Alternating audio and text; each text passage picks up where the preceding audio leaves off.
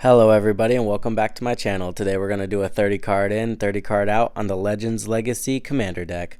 I'm not going to lie, it kind of looks like they put a whole bunch of Mardu colored legendary creatures up on a dartboard, gave a monkey some darts and just threw it at it. You know, I'm not really sure what this deck's trying to do. It's got some graveyard strategies, it's got some legendary strategies, it's got some giant creatures, but there's no way to cheat the giant creatures in. All of the reanimation are for low cost creatures and there's not very many of those. The deck's just kind of everywhere, and today we're going to fix that. We're going to add some card draw, we're going to add some ramp, and we're going to really focus the graveyard synergies. And without further ado, let's get into the deck. We are running Sir Conrad. This is going to do a lot of damage over the course of a game. It's going to trigger off of our commander's second ability. It's going to trigger whenever we will something into the graveyard, and it's going to trigger every time we cast something from the graveyard or get something from our graveyard to our hand. We are then running Luisa, Forgotten Archangel. This is going to give us our creatures that we lose from the battlefield back to our hands at the beginning of the next end step. Phyrexian Delver, that's going to let us pay our life to reanimate something from the graveyard. Chainer Nightmare Adept, we can discard something into the graveyard and then we'll be able to cast a creature from the graveyard, and that creature will enter with haste, so that's going to be really good. Animate Dead, 2 mana, get whatever creature you want from any graveyard onto the battlefield. Ravo Soul Tender, this is going to give us a creature from our graveyard to our hand at the beginning of our upkeep. And then we are running Underworld Breach just in case we get rid of something we don't want to and we need to cast it. I also threw Sneak Attack in the deck because, you cast a giant creature from your hand, it goes to your graveyard, and then we can bring it back in one of the several ways I've mentioned before. Alright, we did add a lot of legendary permanents, so let's get into those. Zurgo, Helm Smasher. Gaining 7 life just sounds pretty good to me. Luisa, Sanguine Tribune, we will be casting her for 3 mana, and then she will get massive. We run Bruce Tarl, giving another creature lifelink, always good.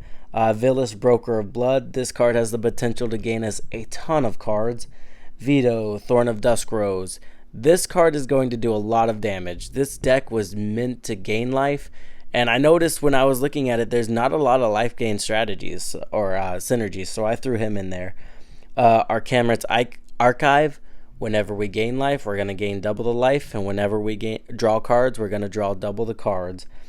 Dragon, Throne of Tarkir, if we have big creatures, we do need trample, otherwise it's just going to feel bad, like them blocking with 1/1s. Sword of the Animist, this is going to be the ramp that we have for the deck. And then Yawgmoth's Vile Offering. This card performs. You play it, you get something from a graveyard, and then someone loses their best creature. Let's go ahead and add the 3 signets just for some very efficient ramp. Wayfarer's Bauble, Smothering Tithe, you can't not include it. Burnished Heart. I know it's not that efficient, but in an animation deck in Mardu, it's pretty good. Alright, let's look at some of the card advantage. I added Jessica's Will. It's just really efficient for what it does. Magus of the Wheel, in an animation deck, he performs better than you think, because you get the 7 cards go into your graveyard gets filled, and then you can reanimate him and do that again. Reforge the Soul, again, it's just a wheel, and then Dark Deal, just trying to fill up that graveyard and get card advantage while we're doing it. Finally, I couldn't resist not putting this infinite combo in the deck, because all of these cards work really good in the deck without ever participating in the infinite combo. So we have Bolas' Citadel, Sensei's Divining Top, and Aetherflux Reservoir. Again, alone, all of these cards are going to perform in the deck, and then together they become infinite.